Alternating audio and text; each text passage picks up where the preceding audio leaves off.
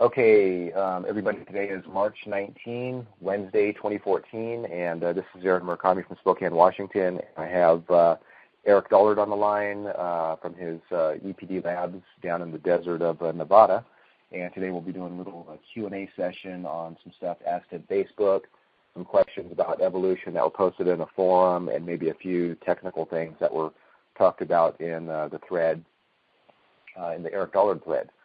One thing I do want to mention before going on to a couple other comments and moving into the forum is that recently with a successful Indiegogo campaign for the Advanced Seismic Warning System, I want to let everybody know that some of the money has finally made it into the account at EPD Labs.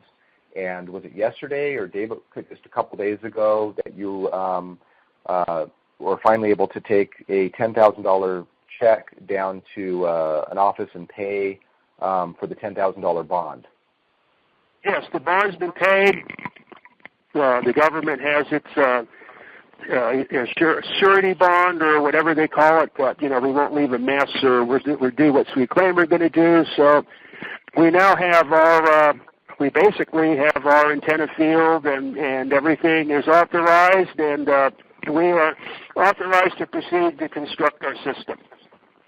Yeah, it's been quite a journey to get to that point, and I want to let everybody know that today in the mail I'm going to be sending a list of all the contributors to the Indiegogo campaign and the contributors who donated directly to PayPal, so that Eric will be able to start writing letters and we can fulfill all the perks. And so, it's just a matter of logistics of getting all this squared away, getting the stuff to Eric, because he doesn't have a computer, so he can't just email it, and we had to wait until the money was finally deposited from the campaign. So if you are wondering what is happening with the perks, it's in the process. We just got to pick out a photograph. Some people are going to be getting an autographed photo from Eric, and some are going to be handwritten letters. I think 2 people are going to be coming to the conference, and we'll be having breakfast with Eric on one of the mornings, and so all of those perks will be honored. Let's see. Okay, so the first thing I want to say is a couple days ago you had done an interview with Sherry Montgomery with the intellectualradio.com, and there's a Groovy People radio show, and I think the shows are on Wednesday, which is yesterday. I couldn't find a link, so I'll ask her for it. If you're listening to this right now, Eric did do an interview with her, and the discussion was going to be about numbers and astrology and that kind of stuff, considering a lot of the current events going on these days. But instead, I guess she actually wanted to talk mostly about a lot of the, the harassment and defamation and that kind of thing. Is that pretty much what that show is about? Right. Okay. So as soon as I get that link, I'll be posting, and that'll be going out on your mailing list. Okay. And I just want to mention, if you happen to be listening to this, that also recently Eric did a interview with Derek from Truth Seeker Music. And if you go to Eric's YouTube channel, which you can find easily by going to ericpdollard.com, and you'll see a YouTube link either in the left column or top right corner. And there's an interview on the supernatural power of music. That's getting a lot of really good positive feedback from everybody watching that. Quite a few views between all the different places where that's uploaded. So if you haven't heard that yet, I definitely recommend go listening to that. Let's see, this is from Jessica Gilbert. Would like to buy Lone Pine Writings in paper, book, form, and not ebook. Could you send me a link? The Lone Pine Writings is just in PDF from which is available on ericpdollard.com right now. The permissions are set so that you can print it out if you want. It only costs about $4 or $5, like at an Office Depot, to have them put it into a comb or spiral bound or something. We do have plans to actually put these in paperback and hardback through like Amazon, Adam Bull Solomon Books Company, and elsewhere. It's going to be a little bit before we're going to be able to get to that, but that is in the works. So right now, you are free to print it out and get it bound yourself if you'd like. Question from Josh. first statement. Just waiting for this to be pulled up here. Dear Mr. Dollard, I'm a young engineer from Sacramento studying electrical and mechanical engineering as well as physics and philosophy. I'm currently reading Lone Pine Writings 1 and 2 that I purchased from your website. It's absolutely genius. I'm soon turning 18 in a couple months, and it would be an honor if I could be mentored by the legendary Eric Dollard. I have a lot of insight on the work of Tesla, and you and I try to tell friends and teachers about longitudinal dielectricity, golden ratio dielectric fields, and the creation of mini stars and galaxies and light bulbs. My teachers are impressed until I talk about the faster-than-light theory. Then they stop and ignore me, saying it's impossible. I'd be honored if you would let me work with you. Please write back. Thank you. Okay, so if you're listening, Josh, if you go to ericpdollard.com in the top left corner, you'll see a Lone Pine address in California for Eric. And if you write a letter and mail it there, that will go directly to Eric, and he can respond back with any questions, or respond to your questions. So I guess that was mostly just a statement, but the question he has is also, have you heard of Edward Leeds Skolnin, who built Coral Castle, and if so, what do you think about his theory on magnetism and electricity? I know about it, but I haven't really seen much in the way of a theory that allows for anything to be developed, so I haven't paid a lot of attention to that other than it's just another one of these anomalies that demands explanation. Yeah, it's an anomaly as, how he did what he did. There's nothing descriptive enough to duplicate it or define it. So I really don't pay much attention to things that I can't immediately turn into an engineering reality. Right.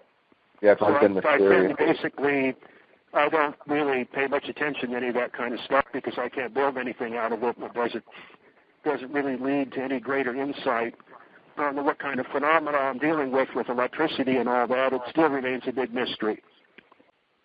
Okay, this is from Alan Rosser. Hi, Eric. Good to meet you, mate.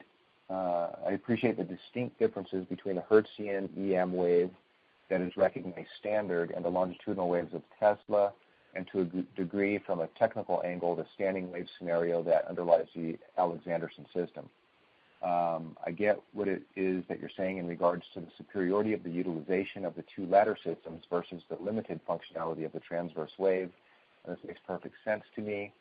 It's on that page he has on the electric universe theory. Okay, transverse waves. Okay, I have a couple of other observations I think relevant to you that I would like to share at a later date, if that's okay. Alan, if you're listening to this,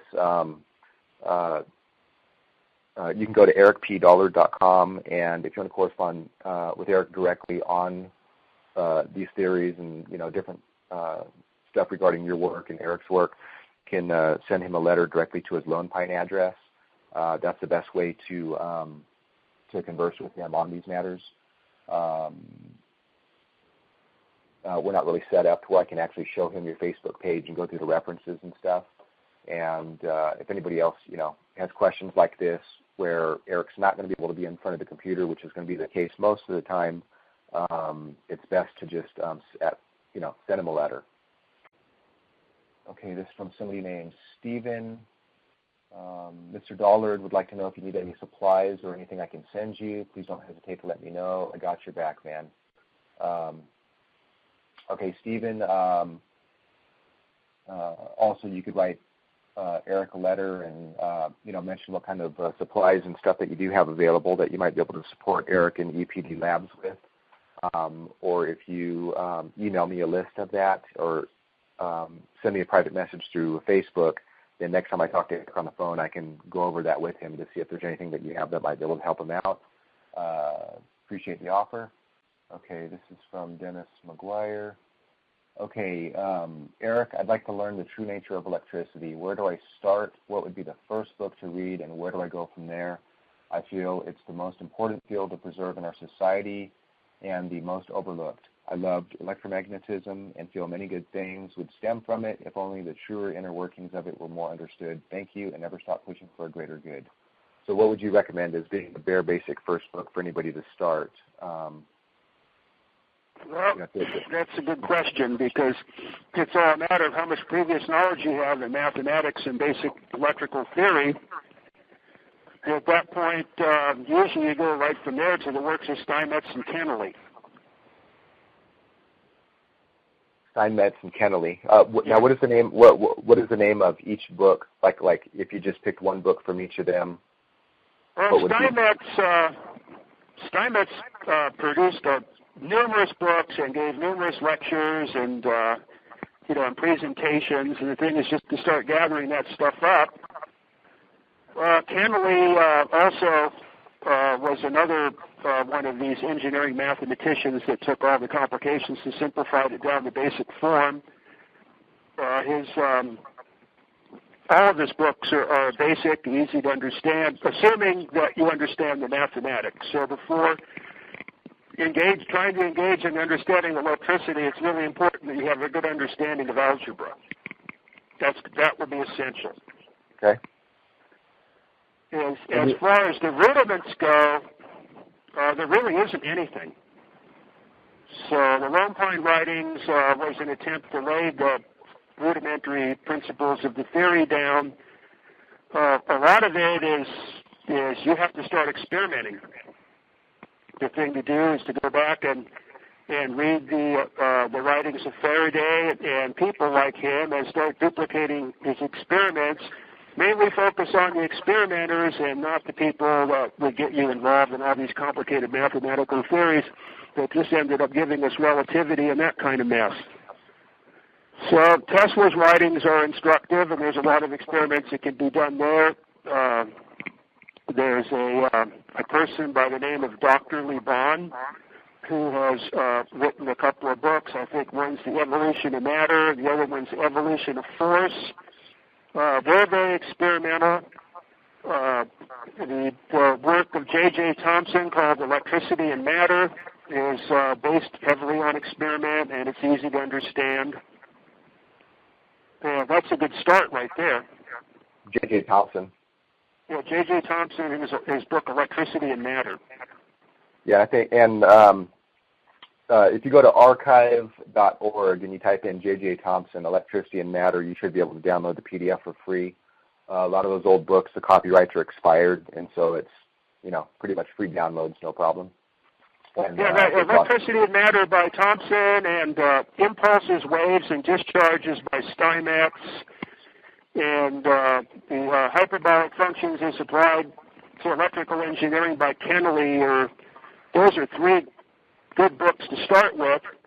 If you don't understand the math or the words in there, then you're kind of on your own to go back and learn those basics before you start on the books. It's not really a subject for the beginner. That's the complication. It's really hard to find a beginning point in this. Either you're in it or you're not. So it's very difficult for me to suggest to people who have no previous knowledge in this whatsoever how to start. I mean, I started when I was 6 years old, and it was pretty much done in a method of lining up with utility companies and doing lots of experiments, and it's that got me to the point by the time I was 18 years old that I could really move forward. But this is not something that you can just do in the course of a month. Right. Okay. Let's see. We have a comment to you from Raul. Let's see. I don't know anything about anything in science or electricity, but I've been watching your posts at Energetic Forum, and I've watched a ton of videos that are on YouTube with your lectures and interviews. Thank you for blowing my mind every single time. I probably never will be in a lab or become an engineer or none of that, because that's not what I want to do, but I know you're a genius. I probably still part of the society you always describe, but I'm only 22. I'm still finding my way out, and you're helping. So your work, Eric, is definitely having an impact on the younger generation. That's encouraging. That's awesome. Okay, so here's a comment or question from Yotam. Hi again, Eric Dollard. I realize you must be backlogged with questions. Nevertheless, I ran into something very recently which I thought might be of interest, and I'd love to hear your feedback if you find it relevant or legitimate to study. Okay, so this is a grid map, and it looks like Bruce Cathy. Do you want to spend a moment and just mention about your insight on the Earth grid? Well, I've never been much for Bruce Cathy. I think he kind of strips things way out beyond what was reasonable with his numerology and all the rest of this stuff. But that's not to say there isn't some kind of Earth grid system, but I'm just not really much into Bruce Cathy. Right. But there are definitely certain points that are more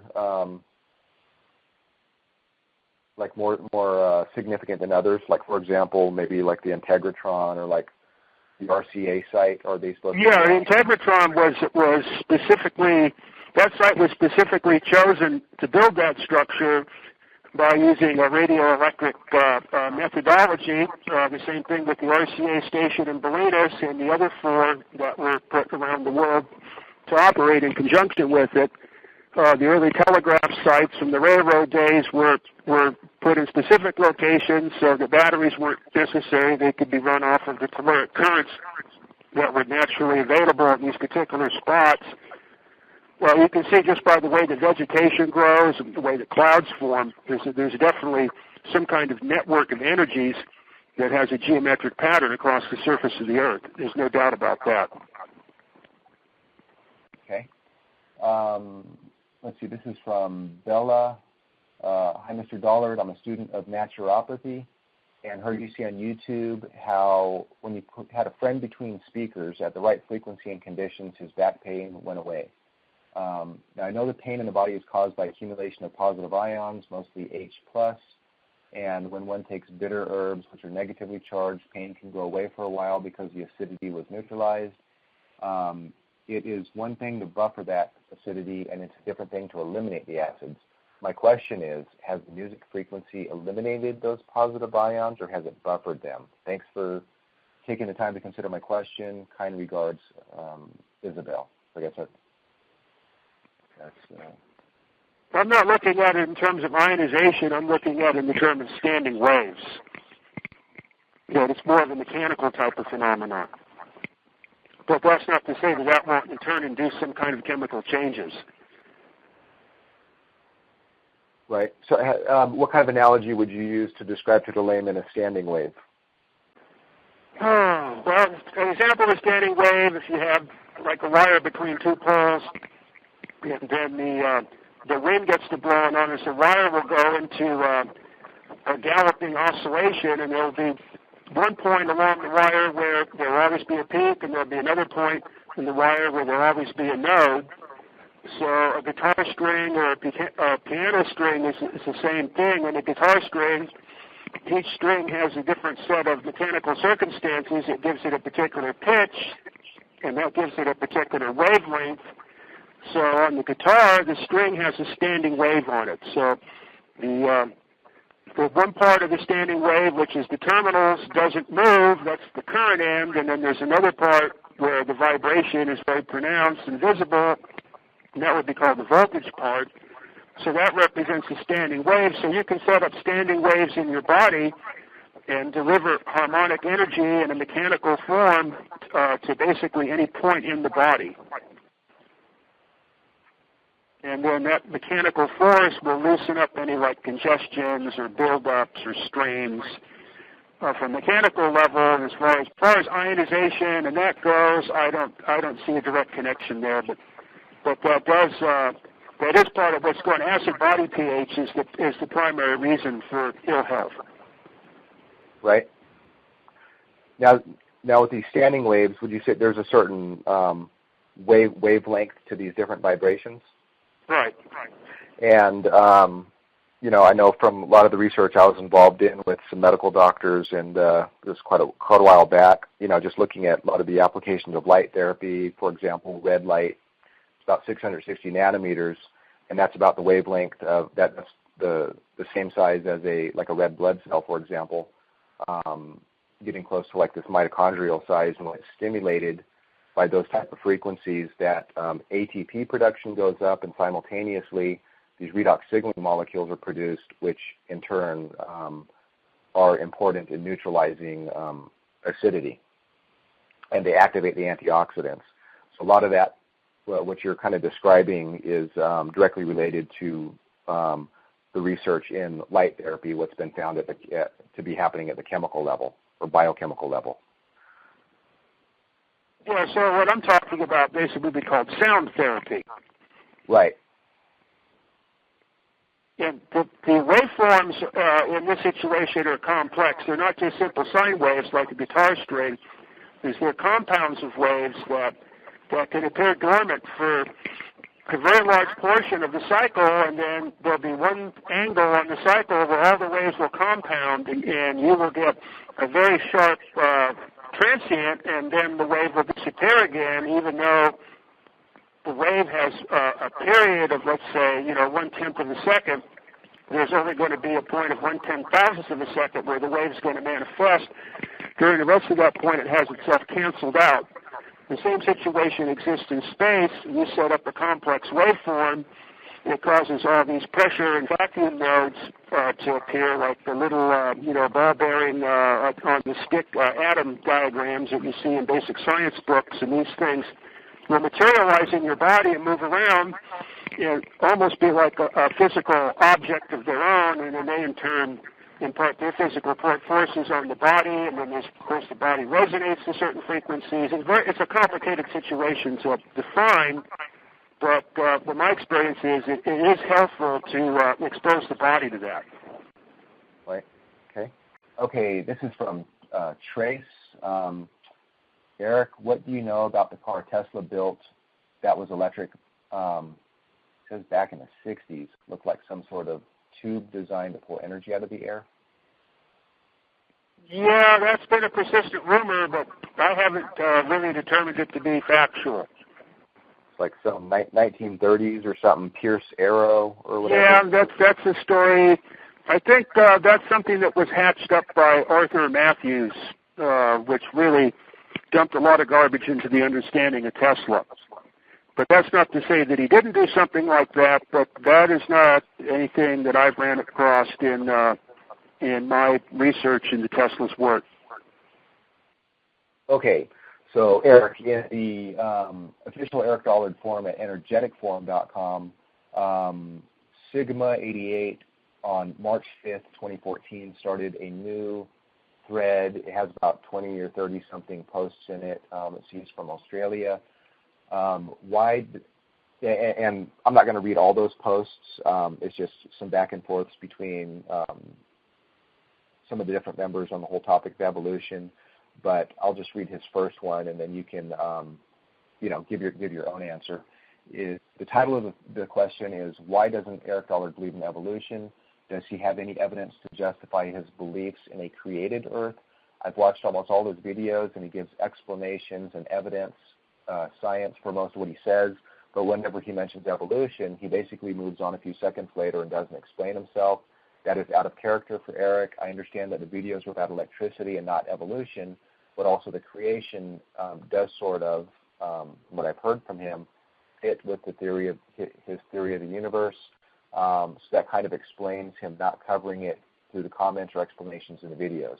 I've only read one Eric Dollard book so far, by the way, so I have not covered his thoughts to know what his full thinking is, basically on this topic. Does anybody know why he believes this? And I think part of this is from, talk of the cosmic induction generator and the formative forces and that kind of thing. So what is your take on evolution versus creation, or a mix of them, or whatever? Well, there's all these different components. So, you have a component of evolution and you have a component of creation, but the fundamental force is the creation aspect. So basically it can simply be made analogous to if you have an electric field or a magnetic field or dielectric field or any of these type of things, that matter within that field will tend to organize itself in specific geometric forms. Example is iron filings around the bar magnet from the Faraday days and things that you used to learn in school years ago when you used to be able to learn things in school. I don't think any students ever see any of that now or even know about it, but at any rate, that's basically an example of the formative forces acting on an etheric medium, which in this case is made an analog of a model by the iron filings, which of course are a material medium. So basically, the living objects are like the iron filings, is their constituent parts or their cells or atoms or however you want to look at it, are polarized by these electric forces, and that's what gives everything its specific shape. And the fact that there's an underlying force behind the whole thing is why organic forms are based on a golden ratio proportionality. So it's actually a pretty easy concept to understand. It's a matter simply of induction and polarization. I came about this understanding, well, I'm predisposed to the religious view anyway because I come from a highly religious background, priests and monks and nuns and all that for 800 years. But, of course, as a science student, evolution was made prominent in my mind. But then when I started doing my high-frequency research out at RCA with plasma tubes, and at the same time was reading a book by Wilhelm Reich called Cosmic Superimposition, and at that point, when I had a galactic form appear inside of a light bulb in a highly organized manner, then at that point I was convinced in creationism. Right. So you do acknowledge evolution is happening, yet it's guided by these creative forces that are intrinsic within the ether, or yeah. This in my last the 4-quadrant representation of electricity presentation I gave. I got very heavily into the ether and the formative forces and the archetype. So in that video, I'm laying the groundwork for that concept. But the objective there was with the understanding of the Tesla rotating magnetic field and how its motors and generators work and the numerological conditions that describe it. It wasn't strictly directed at the formative forces themselves or that particular topic. But I did lay the groundwork for it there, and I would recommend finding the book by Wilhelm Reich called Cosmic Superimposition and read it. Okay, so for the presentation from last conference that Eric mentioned about going into the formative forces is the 4-quadrant representation of electricity. It's in video and book form. To support Eric's work, go to ericpdollard.com. In the right side, you can scroll down until you see the cover for it. And when you click on that, you can either get the video, the recording of the presentation that Eric gave, or a copy of the book, or you can get both. And that's what Eric is referring to. Let's see. Before I get into anything in the forum, I'd just like to mention that if you'd like to meet Eric personally and learn more about his work, he will be at the 2014 Energy Science and Technology Conference. Website for that is energyscienceconference.com. That's energyscienceconference.com. It's going to be at the last weekend of June of this year, the last Thursday, Friday, and Saturday. The last Friday, Saturday, and Sunday. Eric is going to be the keynote speaker on Sunday. We'll be finishing off the conference, and then there'll be a kind of like a open discussion panel moderated by Gene Manning. So all the speakers will be taking part in that. And Eric's talk is going to be on the extraluminal transmission systems of Tesla and Alexanderson. And John Polakowski will also have his cosmic induction generator there. He'll be doing a presentation on that, doing demos, and also Eric will be doing some demonstrations on it and explaining how that ties in with his presentation. So that'll be a rare opportunity because I don't know that has actually ever been anything like that's been demonstrated to the public before, has it? I gave quite a demonstration in Colorado on a lot of this stuff, which immediately got suppressed, so nobody can get any copies of it. The one copy I did have was stolen by AZAB when they came here to the building last April, so no one will ever see that again. Like I say, these people are the active suppression agents. But this, as far as the configuration being turned into the cosmic induction generator from the transmission system that I put together in Colorado, this will be something unique. Okay. Now that Colorado conference, was that like the some Tesla conference, or was it? That was the U.S. Psychotronics Association. The presentation was promptly suppressed. I gave one the following year to International Tesla Society on the Steinmetz theory of the hysteresis of the ether. That was promptly suppressed. I gave 5 presentations to the San Francisco Tesla Society, an introductory one to kind of give a popular overview of what I'm into, and then I gave a second one that laid the historical and theoretical groundwork for what I'm working on, and then 2 more followed that, basically getting down to the meat of the matter and describing the Alexanderson, Tesla, and Marconi installation in Bolinas and related facilities at other places and how all that connected together. And none of that material will ever be released by the Tesla Society. When Azab was here, he stole the only copy I had of the second one, which was like a 4.5-hour presentation on the history and theories. That's gone. Also, the classified video documentation of the Lansing installation before it's destroyed, he stole that too. Okay. Do you know who somebody named August Hund is? No. Some German mathematician or something. I was looking at some of these comments in the forum about Verser operators and that kind of stuff. So what was that name again? August Hund or Hund, H-U-N-D. No, that one I haven't heard of. Okay, what is your comment on this? This person, Tenaus. I'm sure when Eric is speaking of versors, he isn't talking about actual versors, which were used in the late 19th century and were an algebraic form of quaternions, which aren't used today in any respect, or used in electromagnetism for that matter. Instead, Eric is once again confused by terms and definitions. He's actually talking about phasors, a method which Steinmetz pioneered and a method still often used today. With all Eric's praise of Steinmetz, one would think he would realize what we call this math. Well, it sounds pretty backwards. So, I mean, I pretty much presented my ideas on the versor algebra. Steinmetz actually kind of misused it. We have to pretty much go back to the work of Alexander McFarland to understand how I'm applying the situation, and then take that from McFarland to Kennelly, and of course, Steinmetz's application. And then it gets into a more modern mathematical theory of alternating current called symmetrical components. So this is basically how I'm presenting the versor situation. I would say that my definition of versor matches McFarland's closely and is pretty much exactly as what Arthur Kennelly viewed it as. And if you think it's something different and you don't like it, well, then use something else. Okay, fair enough.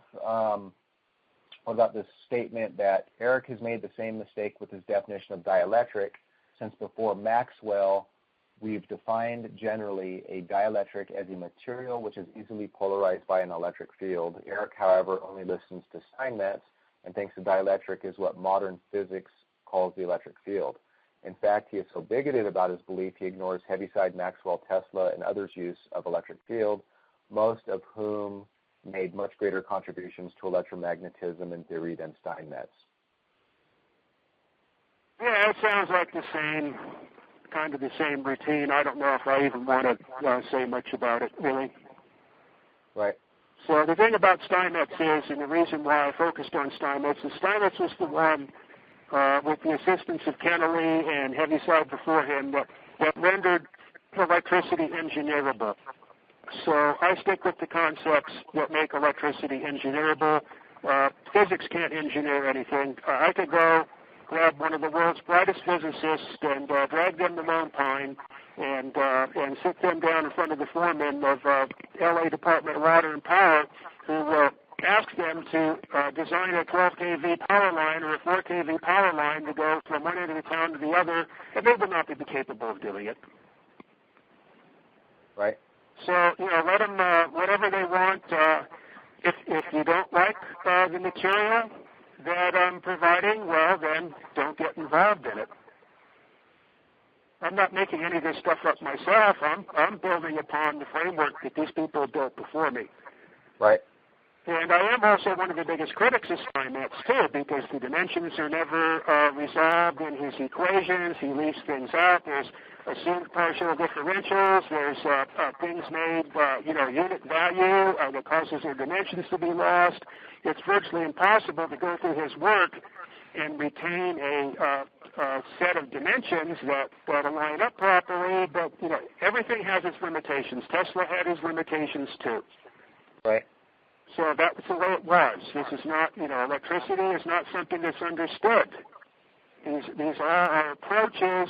I'm an electrical engineer. I have to make things that work. If the light doesn't ring or the light doesn't light up or the telephone doesn't ring at the end of the day, I don't get paid. Right. That's the bottom line. Well, obviously, with these type of statements by certain individuals, they haven't done their due diligence to actually research what your work is about and what you have stated about it, because some of what you mentioned has been, sprinkled through a lot of your work for years, it looks like, so. Yeah, I've always been very conservative in this, because of the situation, like, it's been exemplified by this particular individual, that I don't make anything up. I'm going back and building upon the foundation laid by 3 or 4 very prominent electrical workers. Right, and you're talking about like the math models and stuff, but I mean you definitely have invented plenty of things building from those devices, so that people have a distinction that you're not saying you invented it out of thin air, but you have actually had your own innovations as well. Yeah, I have, my improvement on the Alexanderson antenna, my improvements on the Tesla transmission and networks that I've developed. And, these things are basically on a discovery level. And my mathematical understanding has allowed me to come across these discoveries. I mean, the math is valid on that standpoint. It's not something that the math I didn't invent. I just took the materials that were available for me that, I picked up the trail to Steinmetz and then worked back all the way back to Pythagoras and, and I made my presentation on it. If you don't like the terms or the words that I use, well, then you have to go back and blame the people that made them up. Right. And one thing that's going to be a continued conflict here, and this is what's evidenced right now, is my work unnerves the physicists, because basically physicists have no business getting involved in electricity. The physicists want to believe that they've figured out the key to the universe and that they have an explanation for everything, and they don't. Their efforts are best to build weapons of mass destruction for the government, and they really have little other use in society. So I think that just wraps that right up. Okay. Well, I think we can just end there. There's a lot of technical discussion about the math and stuff like that I wouldn't do it justice, relaying it. Well, that's right. Especially people, if people write me my general delivery address, sure. And, sometimes if the stuff is sometimes so basic that you could get it out of, a boy's book of electricity, then I'm not going to answer it, or if it's too absurd, I'm not going to answer it, because, I do get a lot of letters, and it does take me a couple of days. I enjoy doing it, but the thing is when I laid the groundwork for this in the beginning with those symbolic representation papers that I wrote, back in the days, of the shipyard and previous to that when I lived on the street, there's about 50 references in there. Mm-hmm. And those references can all be gone back to. So if anybody wants to to arrive at the understanding that I've arrived at, you can go back to all those references and you can spend the decades like I did hashing it all out, trying to get somewhere with it. Well, I'd just like to say to, this particular individual, Tenhouse, with his... Oh, that guy again, Tetanus. Yeah. Oh, Tetanus is back. Oh, yes, he is a physics zealot. That guy is so overt that I published a series of writings which have finally been collected on why, with the change in situation at the Wardenclyffe site in New York, that Tesla's transmitter would never be allowed to be built, which has turned out to be true. Right. It's a rather lengthy writing that described specifically what the forces are against this, name, rank, and serial number, and Tetanus's original diatribe was so overt that I actually use it as an example. I'm glad that he did that for me to show the mental pathology of these people and the fanaticism. It was stunning. So yeah, I was just going to... I don't really, I don't even want to answer those people's questions or talk to them. There's no point in it. There seems to be plenty of other people around that are looking at it the other way. Also with my imaginary number and versor theory, it's going somewhere, and I have a whole new book coming out on the subject right now.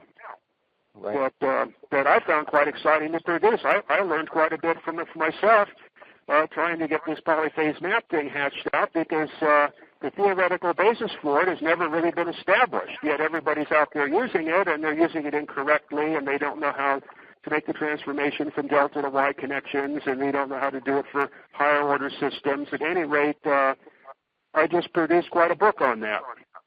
Yeah, and some of these people, well, not some, almost everyone who, make these claims and try to debunk everything, they're always doing it anonymously, and they don't have the guts to put their name to it so that we can see who's making these statements. But well, maybe what they should do is they should in turn write their own papers and books on the subject, if they had that ability. That's the way it used to be. Right now, in preparing for my upcoming presentation, is I always start any new major presentation off by reading E.T. Whittaker's book called The History and Theories of the Ether and Electricity. And it's nothing but conflict the whole way. And no really solid theory has ever been worked out. During the years of natural philosophy, that ended in 1900, but before that, particularly the day of Faraday, it wasn't all this blind attack of one person's ideas against the other. It was more coordinated. But now, physics is a state science with Al Gore as the Pope, that's running this para-religious notion of E equals MC squared. And it's just like Azab and the rest of those people. You'll never get anywhere with them. Uh-huh. There's no point in even talking to those people. I'm going through Whittaker's book, and he approaches it from the mathematics standpoint. So, a lot of stuff gets left out. I think the mathematics went totally overboard, and it just became an obsession. And now the physicists are married to, their overboard obsession. But every one of these famous people, their theories had, major holes and flaws, and then, somebody else would point this out and that out. It wasn't just all this, vehement attack against somebody that, that was trying to introduce some ideas in the situation that were, in accord with the general view to some level. But now, because it's a religious and, and a socialistic thing, well, then that's how you arrive at people like Tetanus. It's incurable. The socio-psychological standpoint, it's fascinating to study these people's pathological behavior, all of them. Azab and the rest of them, these are, deranged organisms. It's a fascinating study. You can spend your whole life on it. Wilhelm Reich did. But that's not my profession. Right. Okay. Well, I think we can probably wrap it up there. Appreciate your time in answering these. I know people are always excited when they get a chance to hear from you. I know it's not always easy. Where somebody with a computer is not there in front of you to be able to go through the forum and that kind of stuff. So I'm happy to do that when I can. And we can look forward to that one interview coming out with Cherry Montgomery on the Groovy People Show at intellectualradio.com. And I'll post this up on YouTube as soon as I get it put together. This is split between two calls, so they weren't over an hour apiece, and take it from there. So yeah, I think out of all the recent interviews, I think one of the most successful one was the one on the power of music. Yeah, that's getting really good reviews, and a lot of people are talking about that. There was a little bit of conversation about that in the Eric Dollard thread. But you'll get a chance, next time you're in front of a computer, next time I see you or somebody else, we can, put you into the forum and you can go through there and type some responses in there. But, there's been a good amount of activity since the last time we were online together. Well, fortunately, because of the fundraising campaign, there's a lot of my efforts starting tomorrow are going to be dragging telephone poles and string and wire and all that type of stuff. So I will be pretty much out of this for a while until we'll probably see each other around mid-May. Okay. Otherwise, at least on at worst case on a monthly basis, if sometimes it's a little closer, but I pick up all my mail and when people write me letters, I write them back. That's the way to interface with me. Okay. Is there any final thoughts or statements or anything that you have to everybody before we? Yeah, I don't. Other than express my irritation with this ericdollard.com flypaper routine. I'm really requesting the public's help to help me eradicate that. Right. Well, if anybody wants to donate money to a legal defense fund for Eric, there is the addresses in the top left corner of ericpdollard.com. And because legal remedies are being pursued. So, all right, Eric, well, thank you very much. It's always a pleasure. I know everybody's going to be excited to hear from you again, and I'll let everybody know on Facebook who asked questions. I'll just give them a link to this recording so that they can listen to your response to them directly. So with that, have a good journey over to Lone Pine, and we'll be in touch. Okay, I'll talk to you later. Okay, thanks for everything, Eric. Okay, bye-bye. Okay, yep, take care.